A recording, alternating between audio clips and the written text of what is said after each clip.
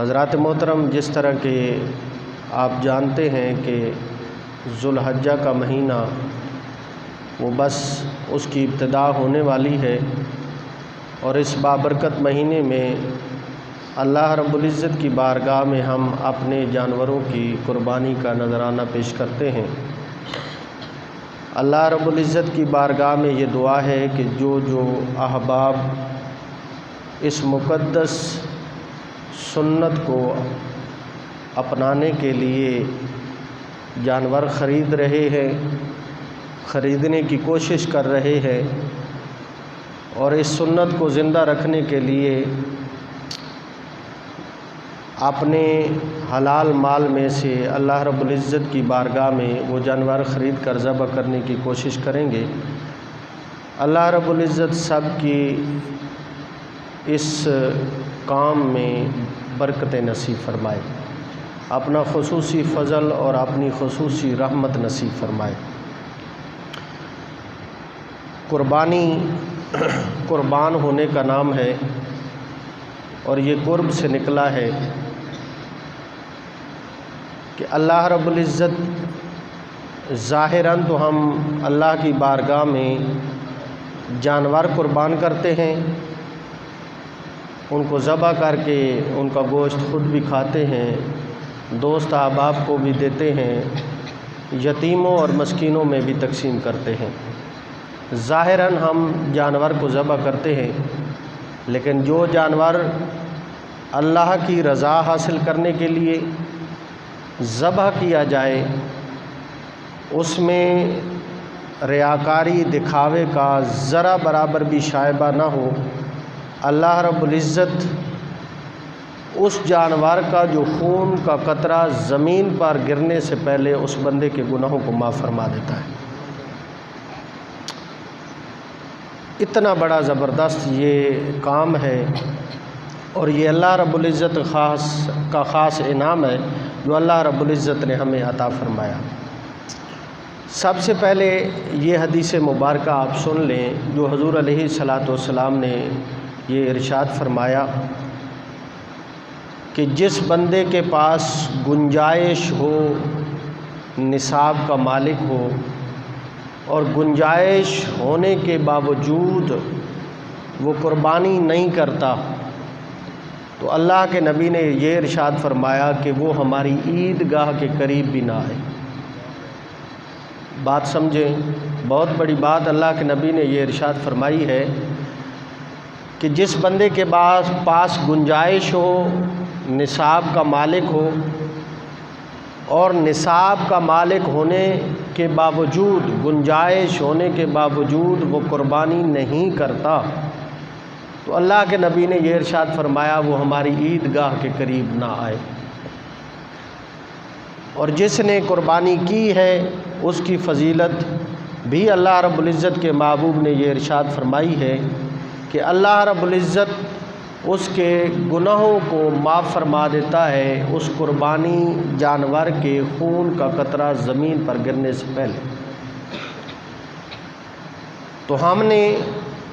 جانوروں کو قربان کرنے کے لیے ضرور خریدنا ہے، قربانی کے لیے، قربانی کی نیت سے،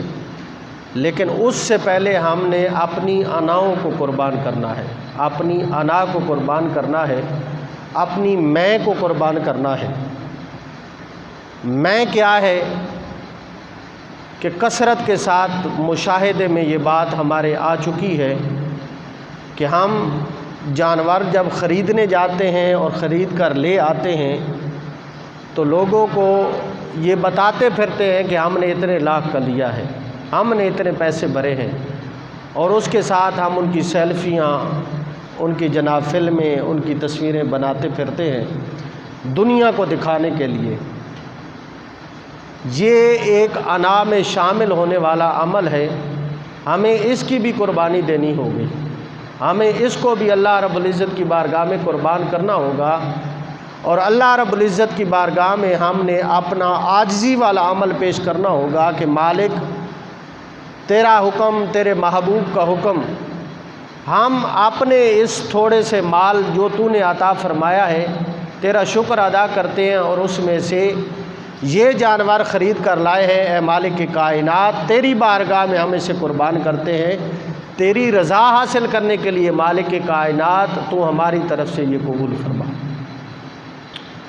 اور دوسری چیز، جب قربانی ہم اللہ رب العزت کی رضا کے لیے حاصل کرنے کے لیے ہم کرتے ہیں، جانوروں کو قربان کرتے ہیں، تو جو شریعت کے مطابق اللہ رب العزت نے احکام ہمیں ارشاد فرمائے ہیں ان کے مطابق ہمیں چلنا ہوگا اور اس سنت ابراہیمی کو ادا کرنا ہوگا۔ جانور خریدتے ہوئے ہم نے کن کن باتوں کا خیال کرنا ہے ان کو بھی سامنے رکھنا ہوگا۔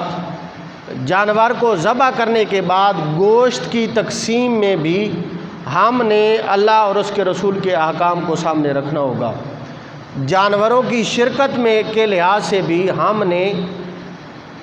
جانور کی شرکت کے لحاظ سے بھی ہم نے خیال رکھنا ہے کہ جانور کی شرکت کے لحاظ سے ہم کس انداز سے چل رہے ہیں اور ہمارا طریقہ کار کیا ہے اور شریعت نے ہمیں کیا احکام صادر فرمائے ہیں۔ ایک حدیث مبارکہ ہے کہ ذوالحج، اس کا مفہوم ہے کہ ذوالحج کا چاند طلوع ہونے سے پہلے پہلے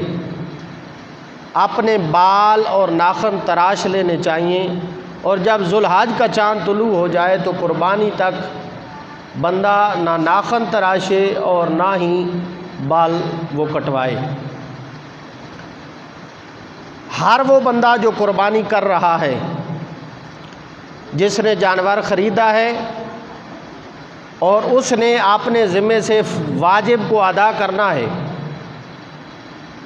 اگر وہ شخص یہ عمل کرے تو اللہ رب العزت کی طرف سے بہت بڑے عمل کو وہ اجر کو پائے گا، اسے بہت بڑا اجر ملے گا۔ بعض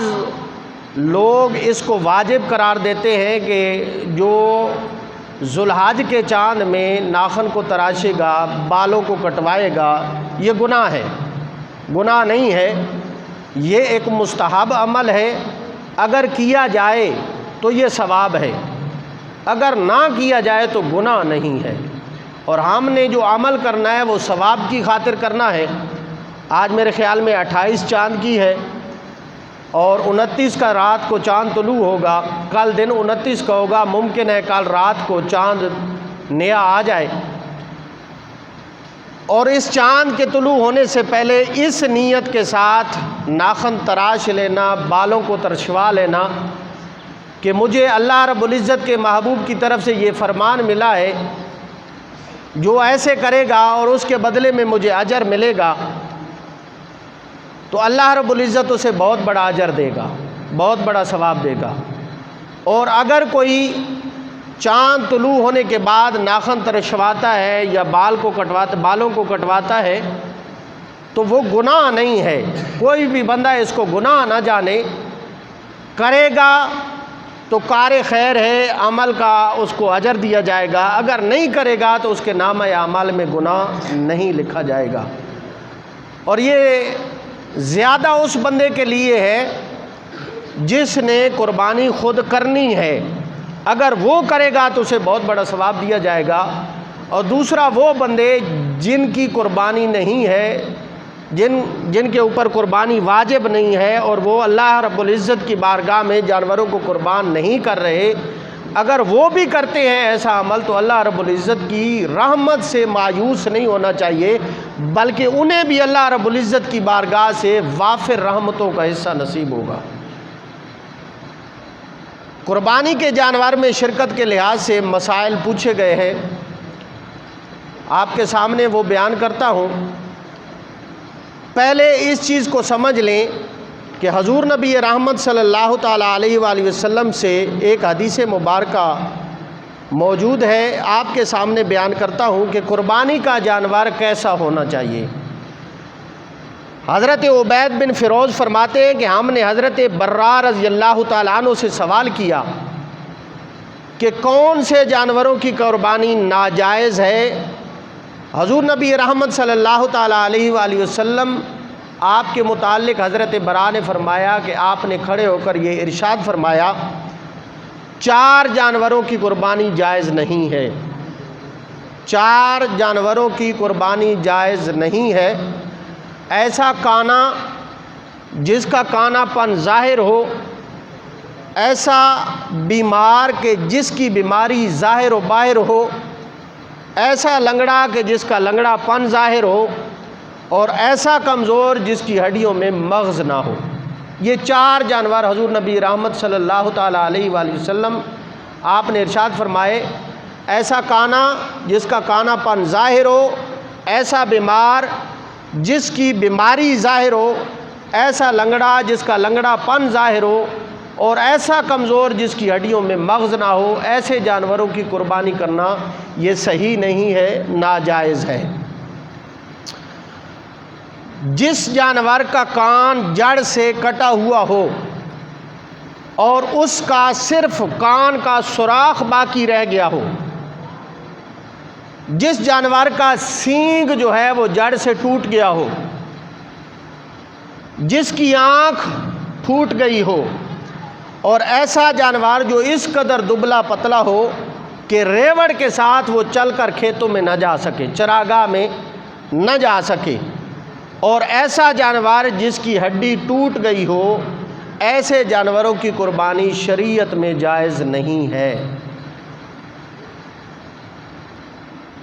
قربانی کا جانور تمام عیوب فاحشہ سے سلامت ہونا چاہیے۔ جس جانور کا سینگ ٹوٹ گیا ہو لیکن اس سینگ کی جو اندر کی وہ گلی ہے وہ باقی ہو، اس کو جانور کی قربانی کرنا یہ جائز ہے۔ اور ایسا جانور جس کا کان چر گیا ہو لیکن کان کا زیادہ حصہ باقی ہو تو اس جانور کی قربانی بھی جائز ہے۔ جس جانور کے دانت نہ ہوں، اگر وہ چارہ کھا لیتا ہے صحیح طریقے کے ساتھ، اسے کوئی پریشانی نہیں ہوتی، تو اس جانور کی قربانی کرنا یہ جائز ہے۔ اور جس جانور کے دانت ٹوٹ گئے ہوں، پہلا مسئلہ تھا کہ جس کے دانت ہوں ہی نہ، اور جس جانور کے دانت ٹوٹ گئے ہوں، اگر ان ٹوٹے ہوئے دانتوں کے ساتھ وہ چارہ اچھی طرح کھا سکتا ہے تو اس کی قربانی جائز ہے۔ اور اگر وہ اچھی طریقے سے وہ قربانی والا جانور اگر آپ نے خریدا ہے اور اس کے دانت ٹوٹ گئے ہیں اور وہ چارہ نہیں کھا سکتا تو اس کی قربانی جائز نہیں ہے۔ ایسا جانور جس کی ناک کٹ گئی ہو کسی بھی وجہ سے تو اس کی قربانی جائز نہیں۔ جس جانور کے تھن کاٹ لیے گئے ہوں تو اس کی بھی قربانی جائز نہیں۔ جس جانور کے تھن خشک ہو گئے ہوں اور وہ اپنے بچے کو دودھ نہ پلا سکے، اس کی بھی قربانی جائز نہیں ہے۔ اکثر اوقات ہم جانور قربانی کے لیے خرید کر لاتے ہیں تو وہ دودھ دینے والا جانور ہوتا ہے، یہ بھی ایک مسئلہ ہے۔ بعض ایسے عام جانور مادہ خرید کر لاتے ہیں جو دودھ دیتے ہیں، تو ان کا دودھ بذات خود استعمال کرنا یہ صحیح نہیں ہے۔ اس کے لیے حکم یہ ہے کہ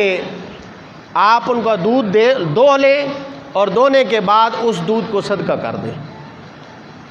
کیونکہ وہ جانور قربانی کا ہے اور اللہ رب العزت کی بارگاہ میں قربان کرنا ہے، تو اس کے لیے یہ حکم ہے کہ ایسے جانور جو دودھ دینے والے ہوں، ایسے جانور جو دودھ دینے والے ہوں ان کا دودھ صدقہ کر دینا چاہیے۔ انہوں گھر لے جا۔ اگر بکری کی زبان کٹی ہوئی ہو اور وہ چارہ کھا سکتی ہو تو اس صورت میں بھی اس کی قربانی جائز ہے، اور اگر چارہ نہیں کھا سکتی تو اس صورت میں اس کی قربانی جائز نہیں ہے۔ جس جانور کی 4 ٹانگوں میں سے ایک ٹانگ ٹوٹ گئی، وہ چل پھر نہیں سکتا، یا اگر چل پھر سکتا ہے لیکن اس کا لنگڑا پن ظاہر ہوتا ہے تو اس کی قربانی یہ جائز نہیں ہے۔ خصی جانور کی قربانی کرنا یہ نر کی بنسبت افضل ہے، کیونکہ حضور نبی رحمت صلی اللہ تعالیٰ علیہ وآلہ وسلم آپ کی یہ حدیث مبارکہ ہے کہ ذبح النبی صلی اللہ تعالیٰ علیہ وآلہ وسلم یوم الذبح کبشین، اقرنینا املہینا موجوعینا او کما قال نبی صلی اللہ تعالیٰ علیہ وآلہ وسلم، حضور نبی رحمت صلی اللہ تعالیٰ علیہ وآلہ وسلم نے یہ ارشاد فرمایا کہ قربانی والے دن حضور نے خود 2 سرمئی رنگ کے سینگوں والے خسی دمبے ذبح کیے۔ سرمئی رنگ کے 2 سینگوں والے دمبے جو ہے نا حضور علیہ الصلوۃ والسلام نے خسی دمبے جو ہے نا وہ اللہ کی بارگاہ میں قربان کیے۔ ایک ہوتا ہے وہ جانور جس کو بعد میں خسی کیا جائے قربانی کی نیت سے کہ یہ اور زیادہ موٹا ہوگا، اس کی قربانی افضل ہے، لیکن ایک وہ جانور جو پیدائشی طور پر خنثی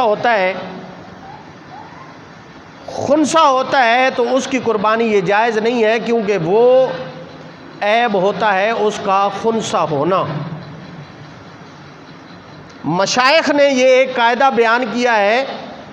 کہ ہر وہ عیب جو کسی جانور کی منفعت کو یا جانور کے جمال کو بالکل ضائع کر دے، اس کی قربانی جائز نہیں ہے۔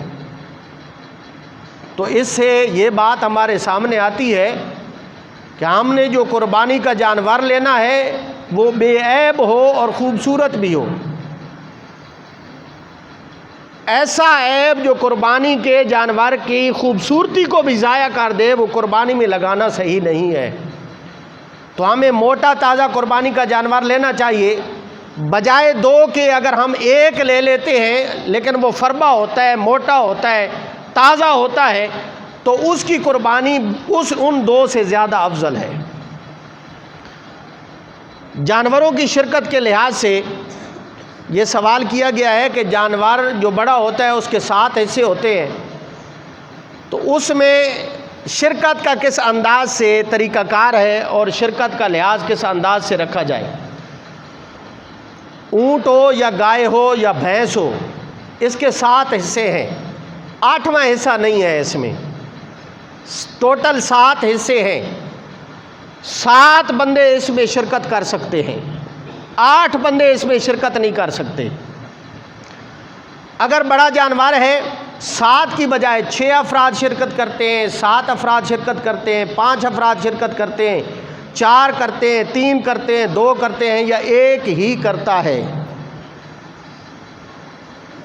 تو قربانی ان کی جائز ہوگی اس وقت جب گوشت کا معاملہ صحیح طریقے سے تقسیم کیا جائے گا۔ بڑے جانور کے 7 حصے ہوئے گوشت کے،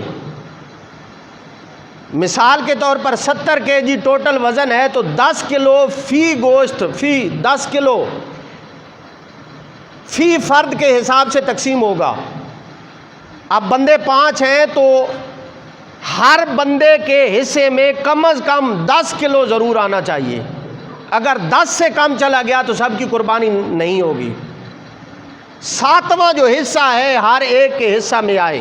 یہ ممکن ہے کہ 5 یا 4 بندے شامل ہوں، 3 کے یا 4 کے پیسے زیادہ ہوں اور 1 کے کم ہوں، تو جو کم پیسوں والا حصہ دار ہے اس کے حصے میں 7واں حصہ وہ ضرور آنا چاہیے۔ اگر 5 بندے برابری کے لحاظ سے وہ جانور خریدتے ہیں تو یہ بھی طریقہ ٹھیک ہے کہ 7 حصے کیے جائیں، 5 ایک مرتبہ تقسیم کر دیے جائیں اور 2 کو برابر برابر تقسیم کیا جائے گوشت کو، یہ بھی صحیح ہے۔ اور دوسرا طریقہ یہ بھی صحیح ہے کہ پورے گوشت کے 5 حصے کر دیے جائیں اور 5 کو برابر برابر تقسیم کر دیا جائے، یہ بھی صحیح ہے، کیونکہ جو 5 حصے ہیں اس میں 7واں حصہ وہ موجود ہے، اس وجہ سے 5 حصے کر کے اس گوشت کو تقسیم کر دیا جائے۔ گوشت تقسیم کرتے وقت اس بات کا ہمیں خیال ہر صورت رکھنا ہوگا کہ گوشت ہم نے برابر برابر تقسیم کرنا ہے اور وزن کر کے تقسیم کرنا ہے، اندازے سے تقسیم نہیں کرنا۔ یہ شریعت کا حکم ہے، ہم راضی ہو جاتے ہیں، ہم کہتے ہیں ٹھیک ہے کوئی مسئلہ نہیں ہے، آپ نے اگر اندازے سے بھی تقسیم کر دیا تو ہمیں منظور ہے، اس میں کوئی پرابلم نہیں ہے، لیکن شریعت کہتی ہے اندازے کو چھوڑیں، آپ نے وزن کر کے وہ تقسیم کرنا ہے۔ ہر ایک کے حصے میں گوشت کو وزن کے حساب سے تقسیم کیا جائے تو یہ صحیح عمل ہے۔ اگلا سوال یہ کیا گیا ہے، کیا بھینس کی قربانی جو ہے یا جھوٹ کی یا کٹے کی قربانی کیا وہ جائز ہے؟ مختلف کتب سے میں آپ کے سامنے حوالے پیش کر سکتا ہوں، لیکن ٹائم بالکل کم ہے۔ محدثین نے ایک بات لکھی ہے کہ الجاموس نوع من البقر، جو بھینس ہے وہ گائے کی ایک قسم ہے، اس وجہ سے اس کی قربانی کرنا جائز ہے۔ اور یہ جو بات میں آپ کے سامنے بیان کر رہا ہوں، یہ آج میں نے نہیں لکھی، یہ صدیوں پہلے سے جو کتابیں لکھی گئی ہیں ان میں یہ بات موجود ہے۔ اور اس کی دلیل انہوں نے یہ دی ہے کہ گائے کے اوپر جتنی زکوٰۃ ہے، گائے زیادہ ہوں گی، ان کے اوپر جو زکوٰۃ کا قاعدہ اور کلیہ اور اصول جو بیان کیا جاتا ہے، اگر اتنی گائے ہوں تو اتنی زکوٰۃ ہوگی، تو یہی کلیہ ہم بھینس پر بھی آزماتے ہیں کہ اتنی بھینسیں ہوں گی تو ان کے اوپر زکوٰۃ ہے، جتنی گائے کے اوپر زکوٰۃ ہے اتنی ہی زکوٰۃ بھینس کے اوپر ہے۔ تو جب زکوٰۃ کے معاملے میں بھینس گائے کی قسم میں شامل ہو سکتی ہے، تو قربانی میں بھی بھینس گائے کے حکم میں یہ شامل ہے، اور اس کی قربانی کرنا یہ جائز ہے، یہ صحیح ہے۔ اگر کوئی 2 بندے، 4 بندے، 6 بندے یا ایک گروہ اس کو ناجائز قرار دیتا ہے، تو اس کو چاہیے کہ وہ دلیل پیش کرے کہ یہ ناجائز کیوں ہے۔ کیا اس بات کا اعلان کرنا کہ حضور نبی رحمت صلی اللہ تعالیٰ علیہ وآلہ وسلم کے زمانہ مبارک میں بھینس کی قربانی نہیں کی گئی، بھینس تھی ہی نہیں، تو اس وجہ سے یہ جائز نہیں ہے، تو یہ دلیل غلط ہے، یہ رد کر دی جائے گی، کیونکہ اس زمانہ میں زمانہ عرب میں بھینس موجود نہیں تھی، دوسرے علاقوں میں یہ بھینس موجود تھی۔ ایک چیز، اگر شریعت کو اٹھائیں تو شریعت نے اونٹ کی قربانی کا کہا ہے، گائے کی قربانی کا کہا ہے، بکرے کی قربانی کا کہا ہے، اور دمبے کی قربانی کا کہا ہے۔ یہ 4 جانور شریعت نے پیش کیے ہیں۔ لیکن آپ دیکھیں آج کے اس جدید دور میں گائے کی کتنی قسمیں ہیں، گائے مختلف اقسام کی ہے۔ آپ کو اور مجھے کیا پتا کہ اس دور میں کون سی نسل کی گائے تھی۔ آج مختلف قسم کی گائے ہمیں ملتی ہیں۔ اس بات کو بھی رہنے دیں تو بھیڑ جو ہے، بھیڑ اس کو ہم دمبے کی کیٹیگری میں شامل کرتے ہیں، حالانکہ شریعت میں بھیڑ کا نام نہیں ہے۔ ہم کہتے ہیں کہ بھیڑ بھی دمبے کی ایک قسم ہے، اس وجہ سے ہم اسے قربانی میں شامل کرتے ہیں۔ تو یہ مختلف باتیں چلتی رہتی ہیں۔ یہ آج کے دور میں ایک شوشہ چھوڑ دیا گیا کہ کٹے اور بھینس کی قربانی جائز نہیں ہے۔ شریعت میں اس چیز کا کوئی وجود نہیں ہے کہ ایک بندہ کہے کہ یہ کٹے اور یہ بھینس کی، جھوٹ کی قربانی جائز نہیں ہے۔ سنی سنائی بات پہ عمل کرنا یہ شریعت نے ویسے ہی فاسد قرار دیا ہے۔ سنی سنائی بات پہ عمل نہیں کرنا چاہیے اور اس کا ڈھنڈورا نہیں پیٹنا چاہیے، بلکہ شریعت کی دلیل موجود ہو، پکی دلیل موجود ہو، اور اس کے سامنے، بندے کے سامنے رکھی جائے کہ یہ دیکھیں میرے پاس دلیل موجود ہے، یہ جائز نہیں ہے، تو پھر تو کوئی بات مانی جائے۔ لیکن آپ کو ایسی کوئی دلیل نہیں ملے گی۔ جانوروں کی عمریں کیا ہونی چاہیے؟ بکرا 1 سال، دمبا 6 ماہ، گائے 2 سال اور اونٹ 5 سال۔ اگر ایسی بھیڑ موجود ہو جو سال کے بکرے کے مطابق لگتی ہو، اس کا وجود اتنا ہو، فربا ہو 6 ماہ کی، لیکن اس کا وجود اتنا ہو، فربا ہو، موٹی تازی ہو، اور وہ سال کے برابر قد کاٹ ہو، تو اس کو بھی شریعت میں جائز قرار دیا گیا ہے کہ وہ لگا سکتے ہیں۔ عید کی نماز سے پہلے قربانی کرنا یہ جائز نہیں ہے۔ اگر کوئی عید کی نماز نہیں پڑھتا اور عید کی نماز ہو جاتی ہے اور بعد میں قربانی کرتا ہے، اس کی قربانی قبول کی جائے گی۔ حضور علیہ الصلاۃ والسلام کے ایک صحابی نے عید کی نماز سے قربانی کر لی، جانور کو ذبح کر لیا، تو حضور کی بارگاہ میں عید کی نماز کے بعد عرض کیا، یا رسول اللہ میں نے تو عید کی نماز کے بعد قربانی کر لی ہے، تو میرے لیے کیا حکم ہے؟ تو حضور علیہ الصلاۃ والسلام نے ارشاد فرمایا، وہ قربانی نہیں ہے، وہ صرف گوشت ہے، حلال ضرور ہے، کھا سکتے ہیں، لیکن قربانی نہیں ہے۔ حضور علیہ الصلوۃ والسلام نے ارشاد فرمایا اگر تیرے پاس کوئی اور جانور ہے تو اس کی قربانی کر۔ حضور نے کی بارگاہ میں عرض کیا یا رسول اللہ میرے پاس 6 ماہ کا بکری کا بچہ ہے، 6 ماہ کا، اس کے علاوہ نہیں ہے۔ حضور نے فرمایا تو وہ 6 ماہ کا کر لے، تیرے لیے یہ میں اختیار دیتا ہوں کہ تیرے لیے قربانی ہو جائے گی، کسی اور کے لیے قربانی نہیں ہوگی۔ اگلا ایک سوال ہے اور آخری سوال، ٹائم مکمل ہو چکا ہے۔ بندے کہتے ہیں کہ میں نے اپنی ماں کی طرف سے قربانی کرنی ہے، باپ کی طرف سے کرنی ہے، بھائی کی طرف سے کرنی ہے، بہن کی طرف سے کرنی ہے، بیوی کی طرف سے کرنی ہے، تو اس کا شریعت میں کیا حکم ہے؟ سب سے پہلے یہ مسئلہ جان لیں کہ آپ اگر سربراہ خاندان ہیں، آپ نصاب کے مالک ہیں، تو پہلی قربانی آپ کے اوپر لازم ہے۔ جب بھی کریں گے آپ اپنے نام کی کریں گے کیونکہ واجب آپ کے اوپر ہے۔ اس کے بعد اگر آپ کے والدین فوت ہو گئے ہیں، نفلی قربانی کرنا چاہتے ہیں اور آپ کے پاس مال ہے تو ضرور کریں، لیکن ایک ہی قربانی اگر آپ کرتے ہیں تو وہ آپ کے نام کی ہوگی کیونکہ واجب آپ کے اوپر ہے۔ اپنا واجب پہلے پورا کرنا ہوگا، اس کے بعد اگر گنجائش ہے تو کسی اور کے نام کی کریں۔ قربانی کا نام اسی کے لیے ہوگا جس کے اوپر قربانی واجب ہے۔ جس کے اوپر قربانی واجب نہیں ہے، اگر آپ اس کی طرف سے کرنا چاہتے ہیں تو پہلے اپنی کریں گے، بعد میں اس کی کریں گے۔ حضور نبی رحمت صلی اللہ تعالیٰ علیہ وآلہ وسلم نے کثرت کے ساتھ 2 مینڈوں کی قربانی کی ہے۔ حضور علیہ الصلوۃ والسلام سے یہ پوچھا گیا ہے تو حضور علیہ الصلوۃ والسلام نے یہ ارشاد فرمایا کہ پہلی قربانی میں اپنے نام کی کرتا ہوں، دوسری قربانی اپنی امت کے لیے کرتا ہوں۔ تو ہمیں بھی چاہیے اگر اللہ رب العزت ہمیں گنجائش دے، ہمارے پاس مال ہو، ہم نصاب کے مالک ہوں، ہمارے پاس وافر مقدار میں مال ہو، تو ایسی صورت میں ہمیں بھی چاہیے کہ ہم اپنے نام کی قربانی کریں، ہمارے عزیز و اقارب ہیں ان کے نام کی بھی کریں۔ اگر ہمارے پاس گنجائش ہے وہ نفل میں جائے گا، ہمارا اپنا واجب ادا ہوگا۔ اور یہ بھی کر سکتے ہیں کہ ہم ایک اپنے نام کی قربانی کریں